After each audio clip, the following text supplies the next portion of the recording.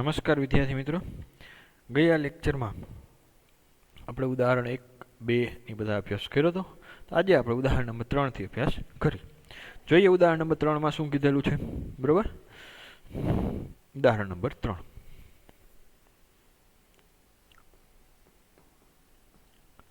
શું કીધું છે? 1, 2, 3, 4 અને 5 અંકોનો ઉપયોગ કરી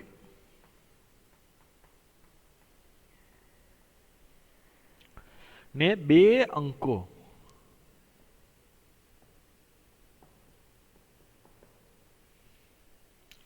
અંકોની કેટલી યુગ્મ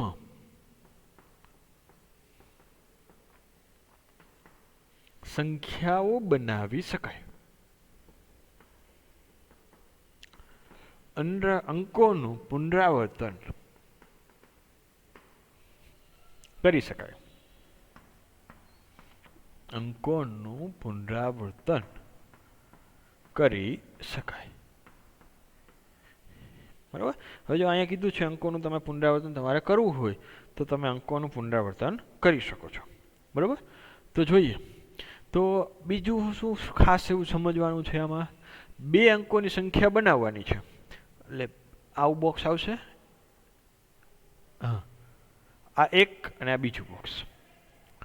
હવે કે પાછું એમાં જો ધ્યાનથી જુઓ, બે અંકોની યુગ્મ સંખ્યા. કેવી સંખ્યા કીધી છે? યુગ્મ.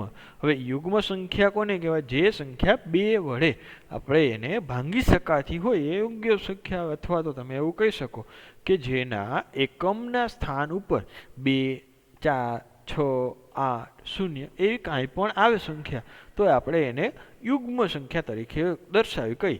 બરાબર. તો કે એકમનું સ્થાન એટલે કે આ, પછી એકમ, દશક ને 100 એ સ્થાન આવે તો બધું બરોબર આપણે બહુ અગાઉ ભણી ગયેલા છે.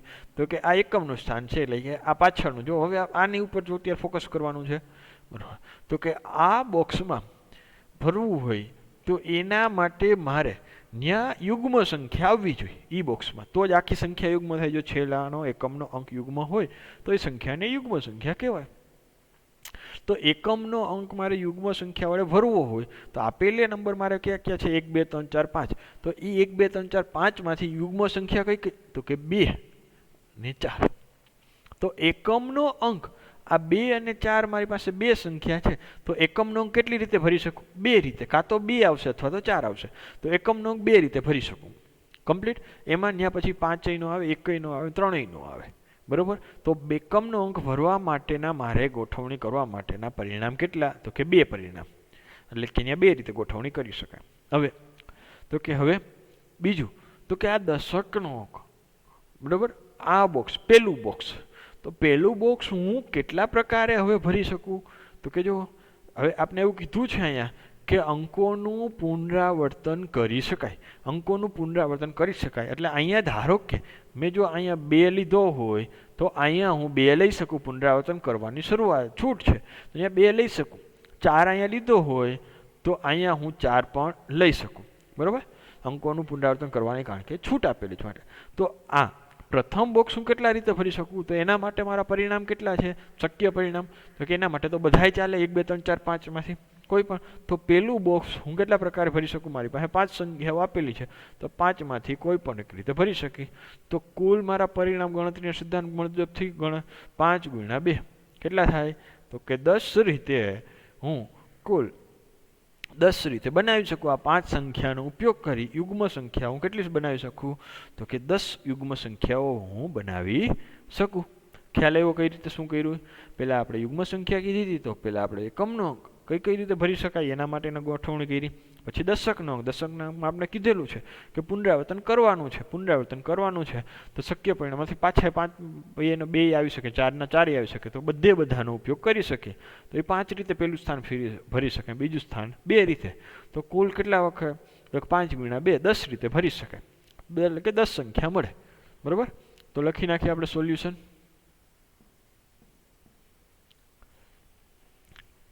તો માંગેલ 5 અંકોનો ઉપયોગ કરી, બરાબર, આપેલ 5 અંકોનો ઉપયોગ કરી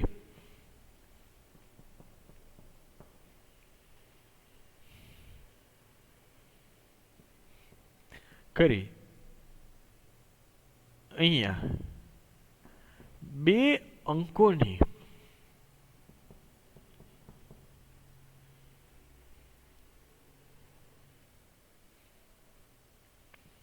યુગ્મ સંખ્યાઓ બે ખાલી સ્થાન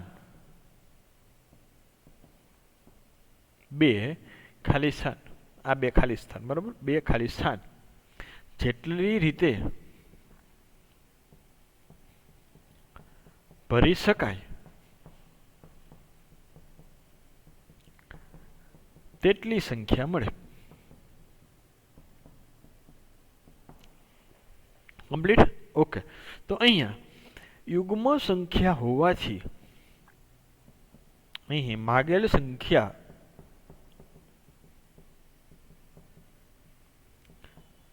યુગ્મ હોવાથી એકમનું સ્થાન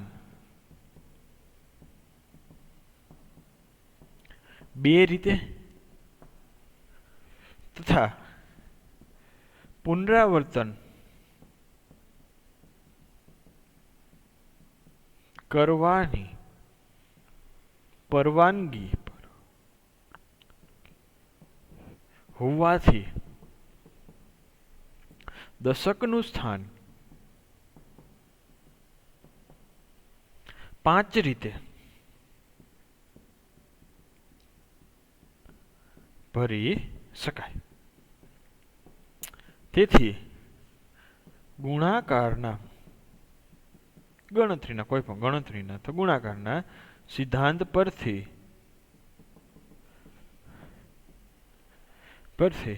5 ગુણ્યા 2 બરાબર 10 યુગ્મ સંખ્યાઓ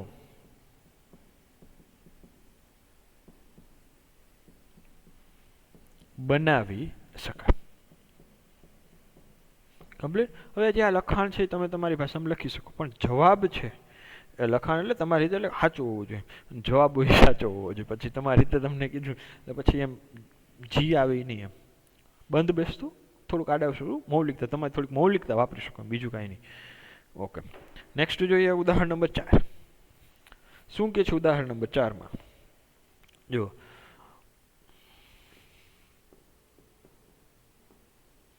એક હારમાં ઊભા કરેલા શિરોલંબ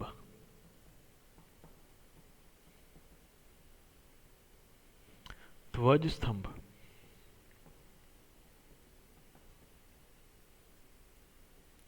પર ભિન્ન રંગના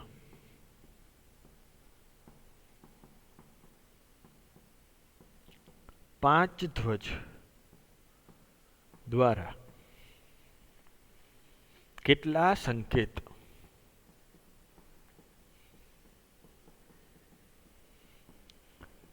બનાવી શકાય? દરેક રંગના સંકેત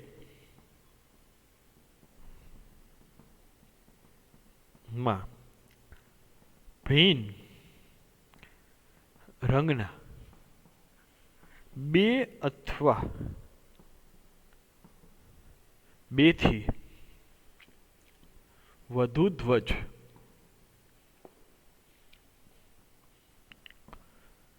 એકની નીચે બીજો હોઈ શકે. હવે જુઓ, રકમ થોડીક તમને લાગશે કે શું કીધું. હવે તો પહેલા શું કીધું હોય, એક હારમાં ઊભા કરેલ, એક હાર લેવાની આ માંડી બરાબર, હાર એટલે આડું હોય, સ્તંભ એટલે ઊભું થાય બરાબર. એક હારમાં શિરોલંબ એટલે કે ઊભા બરાબર, ધ્વજ સ્તંભ પર એક હારમાં ઊભા છે, એમાં શિરોલંબ ધ્વજ સ્તંભ પર ભિન્ન રંગના 5 ધ્વજ દ્વારા, ભિન્ન રંગના અલગ અલગ રંગના કેટલા તો કે 5 ધ્વજ આપેલા દ્વારા કેટલા સંકેત બનાવી શકાય?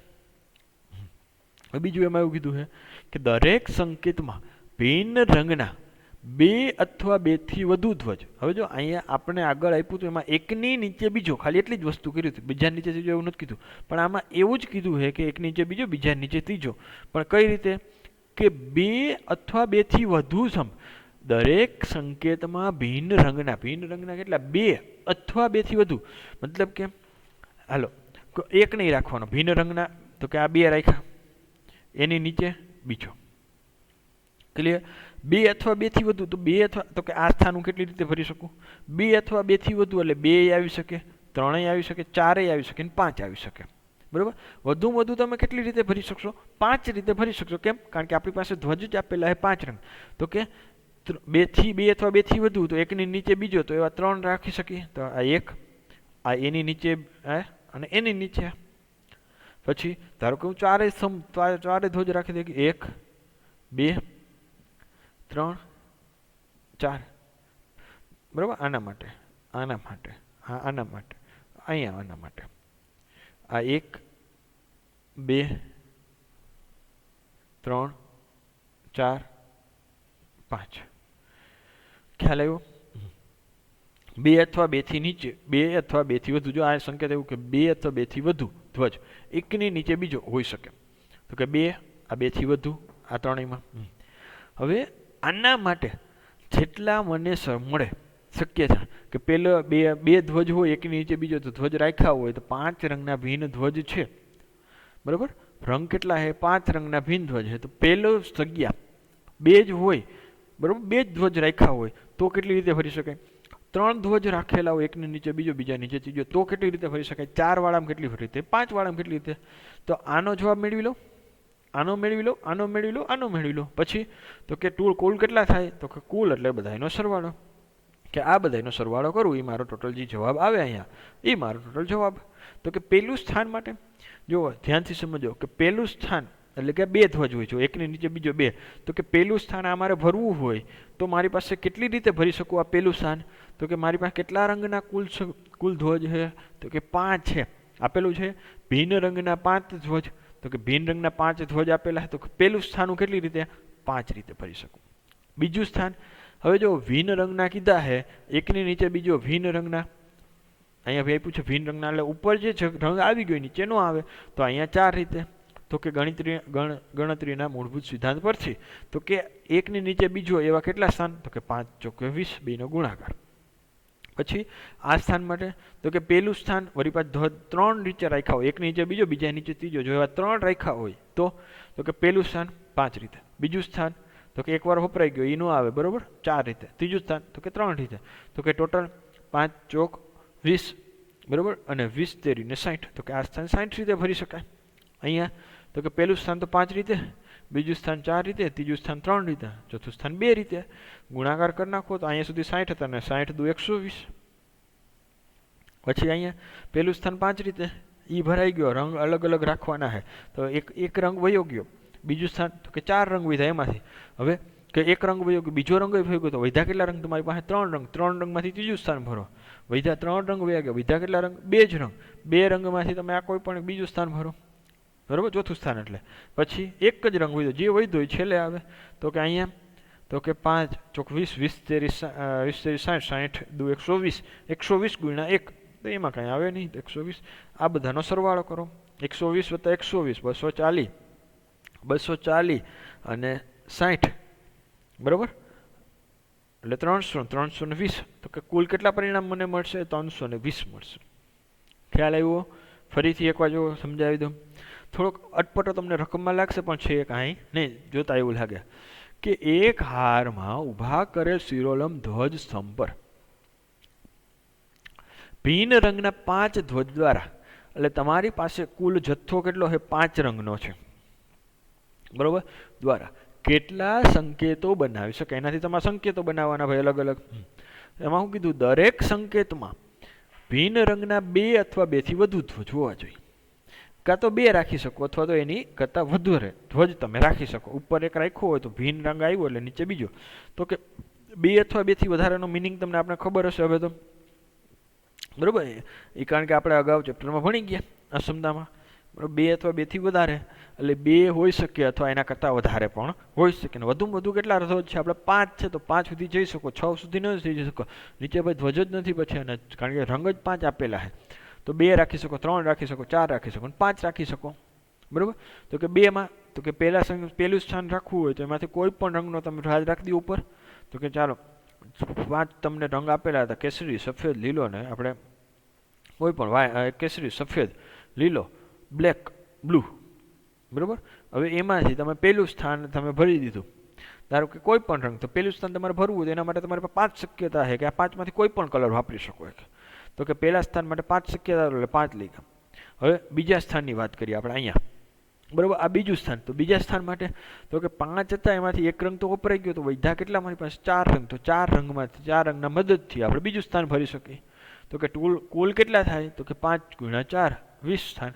કઈ રીતે આવે એ આપણે પહેલા જ લેક્ચરમાં આવતી પહેલા જોયેલું હતું, ચેપ્ટર ચાલુ કર્યું ત્યાં 20 શું કરવા ગુણાકાર કઈ રીતે થાય, બરાબર.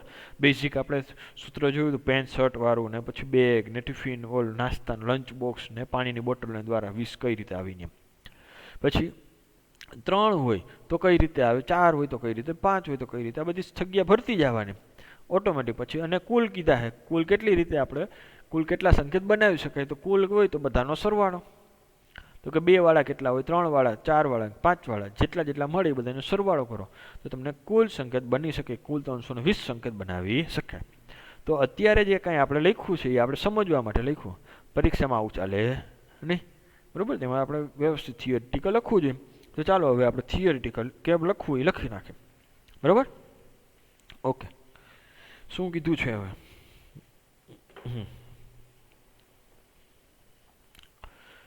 તો 2 અથવા 2 થી વધુ ધ્વજ સોલ્યુશન કે અહીંયા ભિન્ન રંગના 2 અથવા 2 થી વધુ એકની નીચે બીજો, એવું કીધું હતું ને? હા, એકની નીચે બીજો હોવાથી કોઈ પણ સંકેત કોઈ પણ સંકેત 2 ધ્વજ, 3 ધ્વજ, 4 ધ્વજ કે 5 ધ્વજ નો હોઈ શકે. આટલું ખ્યાલ આવ્યું? પહેલી લીટી. બરાબર. 5 ધ્વજ નો હોઈ શકે. હવે 2 ધ્વજ, 5 ધ્વજ, 3 ધ્વજ, 4 ધ્વજ કે 5 ધ્વજ ધરાવતા સંકેતોની આપણે કુલ મેળવીએ કે કેટલા સંકેતો બનાવી શકાય. તો કે પહેલા 2 ધ્વજની વાત કરી કે 5 ધ્વજમાંથી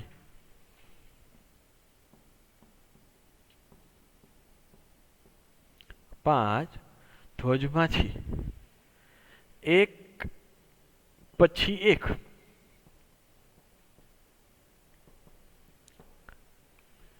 બે ખાલી સ્થાનો.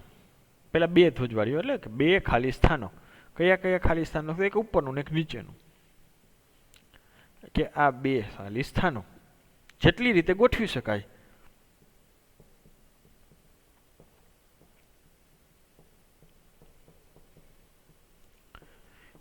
શકાય. તેટલા 2 ધ્વજના સંકેતો, કેટલા 2 ધ્વજ ધરાવતા સંકેતો મેળવી શકાય. બરાબર. હવે અહીંયા કુલ 5 ધ્વજમાંથી કુલ ભિન્ન 5 ધ્વજમાંથી ઉપરનો ધ્વજ 5 રીતે, બરાબર, ઉપરનો ધ્વજ 5 રીતે ગોઠવી શકાય. તથા નીચેનો ધ્વજ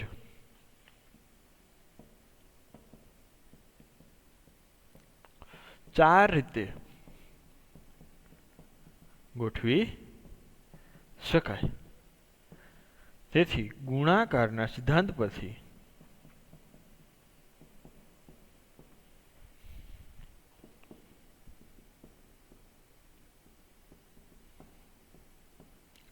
પાંચ ગુણ્યા 4 બરાબર 20 પ્રકારે બે ધ્વજવાળા સંકેતો બને. હવે બે ધ્વજવાળા કઈ રીતે સંકેતો બને એ વ્યવસ્થિત આપણે સમજી ગયા, સમજાવી દીધું, બરોબર, લખી દીધું. હવે આ જ રીતે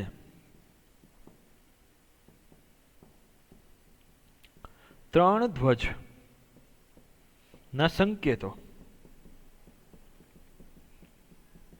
5 ગુણ્યા 4 ગુણ્યા 3 બરાબર 60.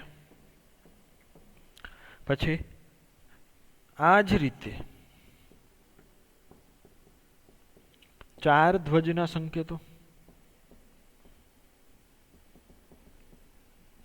5 ગુણ્યા 4, બીજું સ્થાન 4 રીતે, ત્રીજું સ્થાન 3 સ્થાન, બીજું 2 સ્થાન એટલે કે 120. અને 5 ધ્વજ ધરાવતા સંકેતો 5 ધ્વજ ધરાવતા સંકેતો 5 ગુણ્યા 4 ગુણ્યા 3 ગુણ્યા 2 ગુણ્યા 1 બરાબર 120 થાય. તો આમ બે અથવા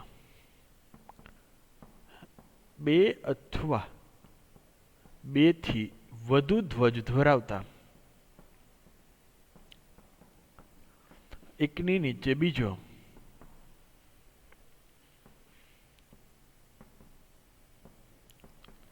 એવા કુલ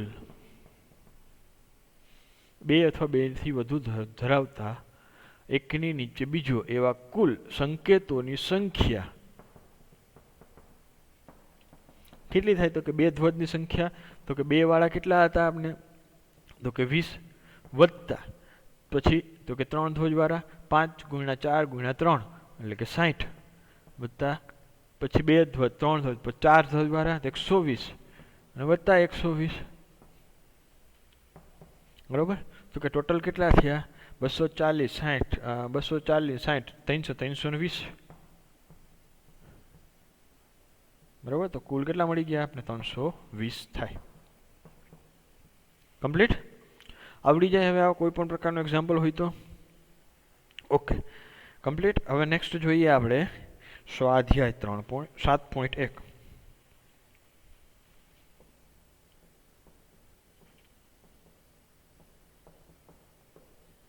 સ્વાધ્યાય 7.1 માં શું કીધું છે કે નીચેની શરતો અનુસાર 1 2 3 4 અને 5 અંકોનો ઉપયોગ કરી કુલ 3 અંકોની કેટલી સંખ્યાઓ બનાવી શકાય? તો ચલો રકમ લખી લઈએ આપણે પહેલા.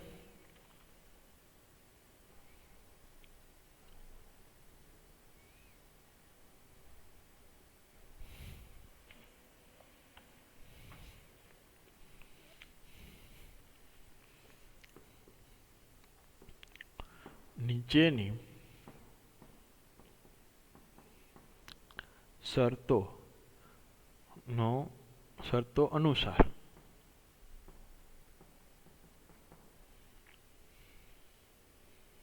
1 2 3 4 અને 5 અંકોનો ઉપયોગ કરી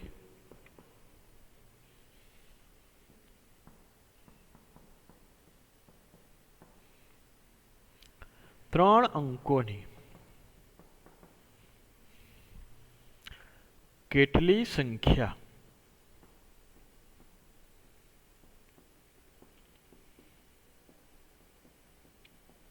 બનાવી શકાય? આપણે આ મેળવવાનું છે, બરોબર. 3 અંકોવાળી કેટલી સંખ્યા બને? 5 સંખ્યાનો ઉપયોગ કર્યો છે. તો કે 3 અંકની સંખ્યા હોય તેમાં કઈ કઈ આવે? એકમ, દશક ને 100. એકમ, દશક અને 100. તો આપણે ગોતશી કે 5 અંકોનો ઉપયોગ કરીને પહેલી આપણે શરત એવું કીધું છે, શું કીધું છે? અંકોનું પુનરાવર્તન કરવાની અનુમતિ છે.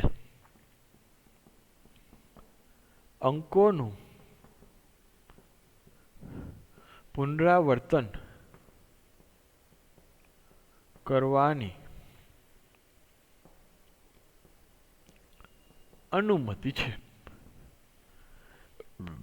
બરોબર.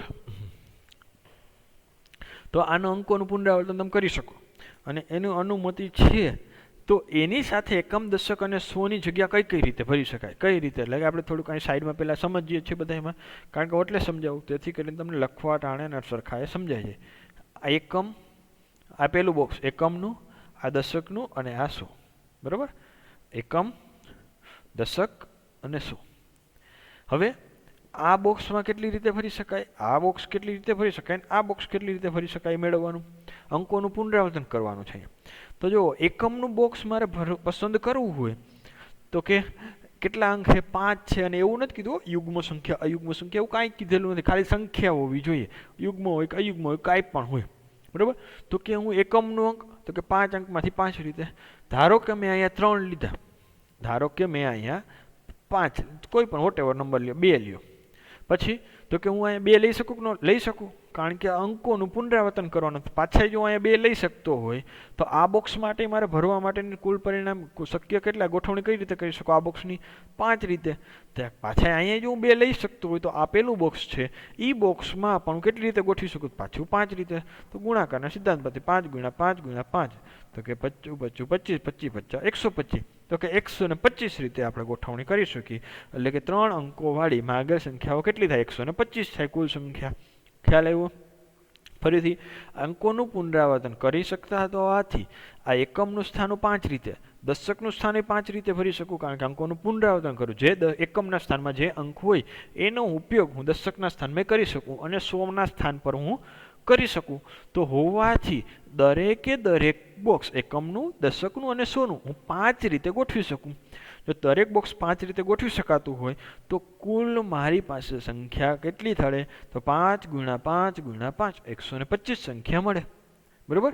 ઓકે. કોઈને જો એવી ઈચ્છા થાય કે 125 મળે કે એના કરતાં વધારે મળે કે ઓછી મળે, ચેક કરવું હોય તો 3 અંકની સંખ્યા છે લઈ બેસજો. બરાબર. 125 જ મળશે. પહેલાં 1 1 1 ભરજો, પછી 1 1 2 1 1 3 1 1 4 1 1 5 એવી રીતે કરતા જજો. 3 અંકની સંખ્યા ગોઠવણી કરજો, કેટલી મળે. બરાબર. 125 મળશે તમને. અંકોનું પુનરાવર્તન પાછું કરતું રહેવાનું. 1 1 1 1 2 1 1 3 1 1 4 1 1 5, 1 1 5 પછી પૂરું, પછી 1 1 6 નહીં લખવાની. બરાબર. પછી ને આ 1 1 5 ની જગ્યાએ એનો રિપીટ કરી નાખવાનો થોડોક, 1 2 1 1 2 3, બરાબર, 1 2 2 1 2 3 1, એટલે કે 121 122 123 124 125, પછી 131 132 133, એવી રીતે બધી સંખ્યાઓ બનાવજો. બનશે તો 125 જ બનશે, એના કરતાં વધારે નહીં બને, એના કરતાં ઓછી નહીં બને. જો ઓછી બને તો એમ માનવાનું આપણે ક્યાંક ભૂલ છે, ચેક કરજો એકવાર. બરાબર. અને જો એમ થાય કે વધારે બને તો મને કહેજો. ઓકે, ચાલો. પણ વધારે બનતી હોય તો પાછી એમાં જોજો ક્યાંક રિપીટેશન પાછી એની ન લખી હોય, બાકી બને જ નહીં. તો આપણે લખી નાખીએ આજે આપણે ગણતરી કે. બરાબર. તો કે અહીંયા 5 અંકો આપેલા છે. અહીંયા 1 2 3 4 અને 5, આ 5 અંકો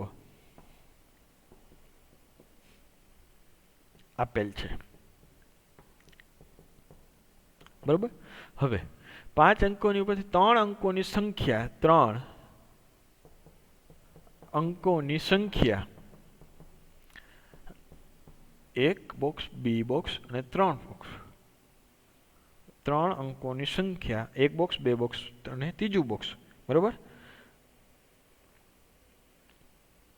એ 3 સ્થાન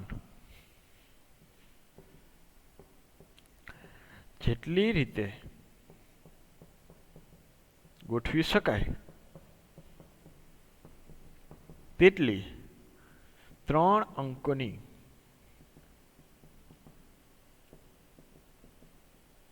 સંખ્યા મળે. અહીં એકમનું સ્થાન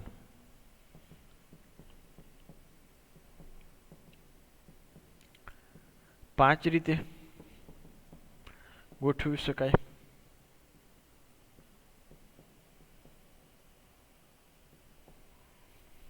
અને પુનરાવર્તન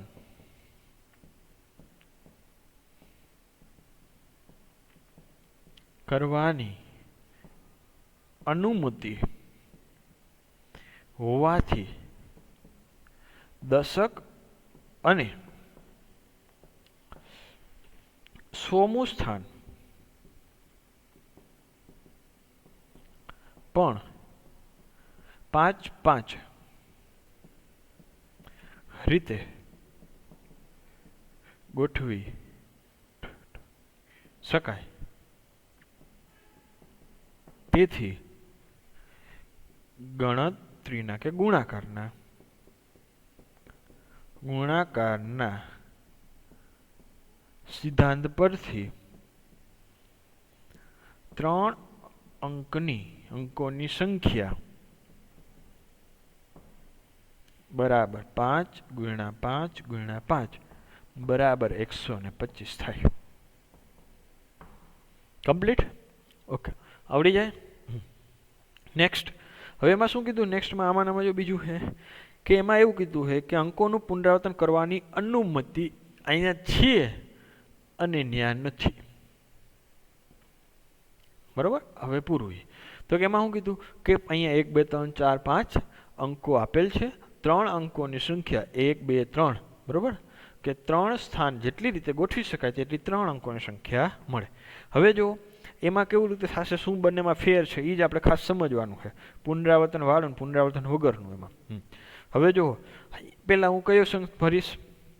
એકમનું ભરો, દશકનું ભરો, કોઈ પણ, કે 100મું સ્થાન, તમે કોઈ પણ ભરી શકો. પણ એમાં આપણી એવી ઈચ્છા રહીએ કે જ્યારે આપણને સંખ્યા આપેલી હોય, કે સંખ્યા અંકો આપેલા હોય, બરોબર, એમાંથી આપણે સંખ્યા બનાવવાની હોય અંકોનો ઉપયોગ કરી, તો એકમના સ્થાનથી ચાલુ કરું.